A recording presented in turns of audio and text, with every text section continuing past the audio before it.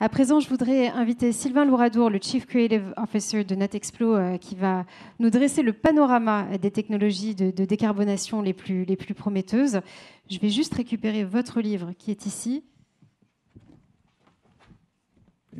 Merci Sylvain d'être là. Donc, tu es directeur associé et Chief Creative Officer, comme je le disais, de l'Observatoire NetExplo. À ce titre, tu es donc en charge de ce qu'on appelle les Global Trends. C'est des tendances qui sont élaborées à partir d'une captation de nouvelles technologies d'innovation au niveau mondial et ce, dans tous les secteurs. Ces grandes tendances pour l'année à venir sont en cours d'élaboration. On ne sait pas où tu en es dans l'écriture du prochain livre. En tout cas, là, on a les tendances de 2022, ça s'appelle Unscripting Tomorrow, et déjà il y avait la troisième partie qui est dédiée justement à ces questions de sustainability. Les tendances sont en cours d'élaboration. T'en es où au niveau de ton livre? L'écriture du livre a commencé. On a terminé avec Marcus Godard qui pilote la veille internationale, la captation. Enfin, on est en cours de boucler en tout cas les 100 innovations les plus intéressantes en termes d'usage. Et on va avoir quelque chose de très intéressant cette année à nouveau. Voilà, avec un nouveau thème qui se dégage de façon très nette. Oui. Très nette. Voilà, NetExplo, comme tu l'as dit, c'est vraiment une captation internationale sur tous les continents et dans tous les secteurs. Alors, on va commencer cette introduction par cette citation. Très optimiste. Voilà, très optimiste. En fait, 3 citations pour commencer. Celle-ci a le mérite de nous mettre au pied du mur, de nous faire prendre conscience d'une donnée que parfois on est dans le déni, on est un petit peu dans le déni pour passer à l'action. Donc c'est la vertu de cette citation. La deuxième citation, c'est celle-ci, qui insiste sur le fait que le 1.5 est déjà un objectif qui n'apparaît plus comme sérieux, qui n'apparaît plus comme atteignable, et qui pose la question de la façon, du scénario d'envisager l'avenir. Donc on sait qu'il y a par exemple la préservation, de préserver ce qui existe. On a aussi la restauration, de restaurer ce qui a existé. Et puis aussi, on a l'adaptation, qui paraît peut-être un scénario prometteur, en tout cas qu'il faut absolument explorer, l'adaptation de nos modes de vie et aussi de notre environnement. Alors d'abord, il faut prendre conscience des enjeux. Comment? Alors exactement, et c'est tout l'objet de cette troisième citation. Donc là, ce sont les Daft Punk qui nous disent qu'il n'y a pas de préconception de l'avenir, en gros, et c'est peut-être la chance, c'est d'avoir des nouvelles idées. Et c'est ce que nous allons voir là, des innovations captées dans le monde entier, qui parfois sont un petit peu iconoclastes. Donc prendre conscience, c'est là où certaines innovations sont très utiles, à commencer par l'intelligence artificielle et la simulation en 3D, avec ce moteur de recherche très efficace. Vous prenez l'avenir en pleine figure, si j'ose dire, parce que vous tapez votre adresse de domicile dans ce moteur de recherche et vous avez la simulation de votre domicile sous les eaux à 2020, 2050, etc. Donc peut-être que ça permet de nous faire prendre conscience plus rapidement qu'avec des chiffres et avec des graphiques ou même des articles. Alors l'intelligence artificielle, on ne s'étonne plus de ses prouesses. Oui. Elle a par exemple composé la 10e symphonie de Beethoven qu'il n'a jamais écrite, mais surtout elle nous permet de prendre conscience de problèmes au niveau planétaire, donc des problèmes de grande échelle, comme le Brésil, qui est le pays avec le plus de ressources naturelles en eau au monde et qui, grâce à l'IA, a pris conscience de l'approvisionnement de ces ressources. Donc après, évidemment, il faut prendre les mesures qui vont bien. Et puis, AGIG, c'est une IA qui est capable de vérifier les dires d'une entreprise qui, par exemple, dans un rapport annuel, présenterait un bilan carbone ultra favorable. Eh bien, avec cette IA qui est capable de brasser tout le big data pour aller à la recherche des datas d'une entreprise au-delà du déclaratif, eh bien, nous pouvons voir si elle a dit oui, si elle a dit vrai. Donc, c'est vraiment un détecteur de mensonges à grande échelle. Et puis, alors ça, c'est très intéressant, c'est que récemment, on a eu la COP28, donc c'est des pays qui se retrouvent autour d'une table, et on sait que souvent, ce genre de réunion aboutit au plus petit dénominateur commun, c'est-à-dire des mesures qui sont soit assez pauvres ou soit qui ne seront pas forcément mises en place. Et là, c'est une tentative de donner à l'IA, finalement, le pouvoir de nous proposer des solutions en faisant abstraction de tous les facteurs humains. C'est-à-dire que là, ce sont des facteurs économiques d'une part et sustainable d'une autre, qui sont souvent opposés. Et bien là, l'IA, elle n'en a que faire et elle brasse les deux pour proposer les solutions les plus efficaces. Alors, ce qui est génial quand on entend les global trends comme ça, c'est qu'on a l'impression de prendre le pouls du futur. Donc, c'est vraiment très intéressant. Donc, une fois qu'on a pris conscience de tout cela, il faut gérer cette transition. Est-ce qu'il y a des startups qui nous aident justement dans cette... Oui, voilà. Donc, on a pas mal de startups qui s'occupent de gérer une fois qu'on a pris conscience, comme celle-ci, en Allemagne, qui, elle, s'intègre dans une entreprise à tous les niveaux d'une entreprise pour faire le bilan carbone en temps réel de chacune des actions d'une entreprise et de proposer les actions, les solutions qui compense évidemment en cas de souci. La même chose pour les petites entreprises, parce que souvent ces solutions sont planifiées dans les grandes entreprises, mais pas forcément dans les TPE, ce qui est le cas avec Ecofy. Et puis, alors, sur cette innovation, c'est aussi intéressant parce que platypus, en anglais, c'est ornithorynque. C'est cet animal qui est un peu la quadrature du cercle, qui est composé de plusieurs animaux, le bec de canard, voilà, etc., le poil de loutre et compagnie. Et donc, platypus, en fait, c'est comme une applique de matching, de dating, en fait, mais entre employeurs et candidats. C'est-à-dire que souvent, on s'aperçoit que les candidats ont des valeurs, qu'ils demandent aux entreprises d'avoir les mêmes, et que souvent, ils sont déroutés par l'écart entre leurs propres valeurs et puis celles de l'entreprise. Alors souvent, justement, les valeurs entre les entreprises et les valeurs qui sont affichées par l'entreprise et ses actions, et de temps en temps, il y a un gouffre, malheureusement. C'est ce que toi, tu as identifié comme, tu as utilisé un anglicisme, comme du bullshit. Oui, alors le bullshit, ça peut paraître un peu trivial, mais il faut savoir que c'est une notion qui a été sérieusement étudiée par ce philosophe américain, Harry Frankfurt, et lui déclare que le bullshit, c'est un ennemi plus efficace de la vérité que le mensonge, parce que finalement le bullshit propose une sorte de vérité parallèle, une sorte de fake news qui conduit à suivre ce programme alors que on se détourne finalement des vraies actions. Exactement, on se fourvoie. Voilà. Donc c'est une notion très intéressante à étudier au-delà du terme un petit peu trivial. Alors justement, est-ce qu'il y a peut-être des moyens d'action concrets contre ce fameux bullshit ? Oui, on peut tout à fait, dans les scénarios qu'on a évoqués tout à l'heure, préservation, restauration et puis adaptation, on a plutôt du côté de l'adaptation l'amélioration, c'est-à-dire que l'on n'invente pas, mais on innove, on prend quelque chose qui existe et puis on lui ajoute une fonctionnalité ou on l'améliore. On connaît tous et toutes les éoliennes implantées en pleine mer et on sait que c'est un désastre pour les fonds marins, pour l'installation, la bétonisation des fonds marins. Eh bien, cette éolienne, c'est une éolienne, simplement son design a évolué, elle est flottante, il faut imaginer comme une sorte de bouteille géante qui se trouve dans l'eau. Comme elle est flottante, elle n'est pas du tout un obstacle pour la faune marine qui la voit comme un bateau, et puis comme elle est flottante, vous voyez qu'elle peut se balancer comme ça, et donc elle offre une prise au vent supérieure, et elle permet de dégager 2 fois plus d'énergie qu'une éolienne classique. Donc on n'invente rien, mais on innove en améliorant, et ça c'est très intéressant, et c'est une tendance qu'on a vraiment observée, c'est-à-dire que c'est peut-être dans l'histoire aussi du recyclage, de l'upcycling, c'est de ne pas inventer from scratch à chaque fois, mais de reprendre quelque chose en l'améliorant.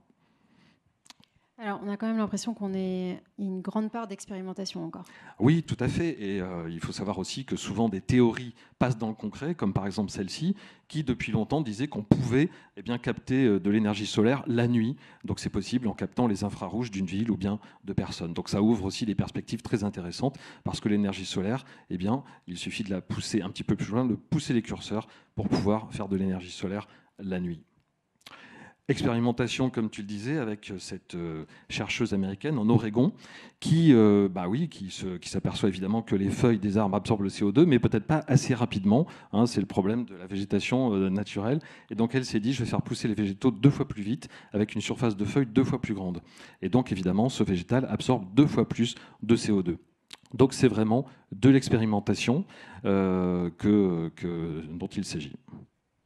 Alors, comme toute innovation, on le sait, il y a beaucoup de questions éthiques qui peuvent se poser parce qu'on ne sait jamais trop comment une innovation va aboutir, ce que ça va peut-être générer comme conséquence. Oui, alors ça c'est le problème de l'expérimentation. L'expérimentation, c'est aussi le bon côté de pouvoir toucher. C'est le côté, on se rend compte en touchant. Donc par exemple, vous voyez ce robot qui se propulse dans l'océan est capable de dépolluer l'océan en ramassant les sacs plastiques, par exemple. Il faut savoir qu'il est dirigé de l'autre côté de l'écran, comme avec une interface de jeu vidéo. Donc vous dirigez le robot sur l'interface de jeu vidéo et dans la réalité, il va dépolluer les océans. Donc c'est une façon de s'immerger au sens physique, au sens réel, et ensuite de prendre conscience pour agir. Et toutes les études montrent que lorsqu'on s'immerge, soit par ce procédé, soit même dans les métaverses, on est beaucoup plus sensible à la cause réelle et on est plus sensible à s'engager dans le monde réel. Expérimentation aussi, par exemple, avec le design frugal, la technologie frugale qui nous intéresse beaucoup chez NetExplo. Qui a une empreinte carbone bien inférieure. Exactement, et là d'autant plus que c'est une étudiante d'école de design qui a inventé ce purificateur d'air individuel et qui est composé à partir d'éléments que l'on trouve dans toutes les maisons, dans toutes les cuisines. Et donc, 1, c'est recyclé, et 2, ça permet à chacun, dans ce scénario de l'adaptation, d'avoir une solution individuelle. C'est une innovation post-Covid, ça, non? Voilà, c'est ça. Je pense que le Covid est passé par là et en effet nous a conduit à avoir des solutions individuelles assez intéressantes sur le côté frugal. De même pour cette enzyme, là, toujours de l'expérimentation, c'est une enzyme qui est capable de digérer le plastique en 24 heures. Donc là, c'est toujours la même chose, c'est le passage à l'échelle pour pouvoir évidemment répondre au continent de plastique ou bien aux autres problèmes liés au plastique. Alors, quelles sont les autres voies aussi pour tenter de faire face aux défis environnementaux? Les autres voies commencent par des grandes questions qui vont devoir se poser, notamment dans le scénario de l'adaptation, parce que des choix cornéliens, des questions cruciales en termes d'enjeux de civilisation, de société vont se poser. Petite innovation anecdotique peut-être, mais vous voyez, ce portefeuille est réalisé en cuir de poisson. En fait, ce sont des poissons-lions qui sont une espèce nuisible à cause du réchauffement climatique et qui détruisent les coraux. Donc la question qui va devoir se poser, c'est va-t-on détruire toute une espèce pour préserver les coraux? Et nous pensons que ce sera le genre de question que de plus en plus l'avenir va nous obliger à nous poser. Alors, de temps en temps, on dit que les solutions, finalement, sont dans le passé, qu'il faut regarder dans le passé. Est-ce qu'on est obligé, justement, de repartir aussi loin? Je sais que vous allez nous parler d'un projet qui, au début, peut peut-être apparaître comme un délire de personnes qui seraient peut-être obsédées par le film Jurassic Park, mais en fait, il y a vraiment un projet écologique derrière tout ça.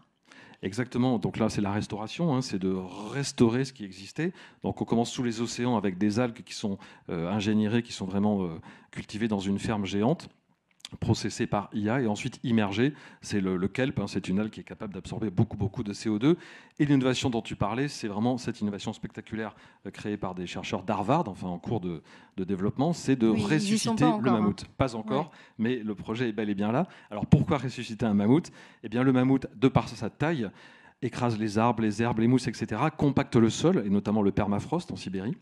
Et il faut savoir que sous ce sol, il y a des gaz à effet de serre et que donc le compactage opéré par le mammouth permet de préserver, enfin d'éviter que les gaz à effet de serre ne s'échappent. Donc c'est complètement fou de penser à cette solution-là, mais c'est pour montrer aussi que finalement il n'y a pas de limite à la créativité pour trouver des solutions en faveur du climat. Et en même temps, il faut mettre tout dans la balance puisqu'il y aura aussi plus d'émissions de méthane. Voilà, c'est ça. Avec les mammouths laineux. Contrepartie. Voilà. Et à l'origine de toutes ces innovations, c'est avant tout l'intention aussi qui compte, peut-être la créativité. Oui, également. voilà. Tu parlais tout à l'heure de l'orientation positive ou négative des technologies. Donc, c'est tout l'objet de la troisième partie des tendances de cette année. Hein, c'est le repurpose. C'est comment réorienter des objets comme, par exemple, cette innovation-là qui est à base de NFT. Là, on voit que ce sont des créatures qui valent pour la plupart $820 000, enfin pour les plus chers en tout cas. Et c'est là simplement de la spéculation autour d'une crypto qui peut s'effondrer d'un jour à l'autre. Donc ces outils que sont ceux du Web3, donc les NFT, les DAO, etc., peuvent être réorientés vers des usages positifs. Donc c'est le lauréat de l'an dernier UNESCO Net Explo, Aquaverse, qui a financé la culture d'éponge de mer qui a un haut pouvoir filtrant à base de NFT, ou aussi ce projet qui renverse complètement le modèle traditionnel. Quand vous possédez une forêt, pour gagner de l'argent, vous coupez les arbres et puis pour recommencer tous les 30 ans. Alors que là, plus vous laissez votre forêt intacte, plus le bilan carbone est positif. Ce bilan carbone positif est tokenisé sur une plage de marché dédiée et vous gagnez de l'argent, vous êtes rémunéré en laissant votre forêt parfaitement intacte. C'est complètement inversé tout ce qu'on a pu concevoir aujourd'hui, le renverser complètement sur la tête. Alors, est-ce que vous pouvez peut-être d'ores et déjà nous donner les dates des prochaines diffusions des grandes tendances? Alors, tout à fait. Et auparavant, on va juste parler de l'intention qui est au cœur de ce jeu, parce que l'innovation, c'est aussi quelque chose que l'on peut donner aux enfants dès le plus jeune âge. Et c'est une productrice que vous connaissez sans doute, hein, l'actrice qui joue dans Star Wars et Us, qui parle de Purposeful Creator, c'est-à-dire que le purpose est mis by design dès le début du projet, alors que parfois, on mène un projet et puis on rajoute un wagon de purpose ou un vernis de purpose, et c'est un petit peu dommage. Alors, on parlait des prochaines dates, mais juste avant, 4 innovations qui viennent tout droit du Web Summit où NetExplo était il y a 2 semaines.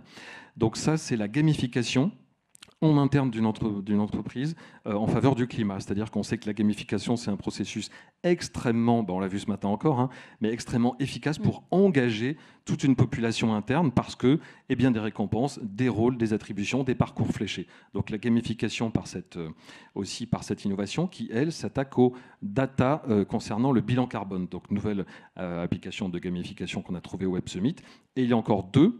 Donc elle, c'est sur la consommation, c'est-à-dire que chaque achat est tokenisé et inscrit dans une boucle d'économie circulaire. Donc tout achat de consommateur est inscrit dans cette boucle vertueuse. Et la dernière, c'est One Earth, parce que parfois, on se demande comment agir concrètement. C'est une sorte de jumeau numérique de la Terre que vous pouvez comme ça manipuler dans l'espace. Et vous avez des petits points qui vous donnent les projets que vous pouvez soutenir selon vos centres d'intérêt ou bien les causes que vous souhaitez défendre. Voilà, donc la prochaine, les tendances sont en cours d'écriture, de conception. Vous en êtes où dans l'écriture de votre 3e ouvrage? Voilà, 3e ouvrage, il est en cours. Il est en cours, exactement, voilà. Et les tendances seront dévoilées le 18 avril à Station F, et les ouvertures sont donc ouvertes, les inscriptions sont ouvertes dès janvier. Eh bien, merci beaucoup Sylvain Louradour, merci de nous avoir donné cette vision de ce qui nous attend pour 2023. Merci infiniment. Merci beaucoup.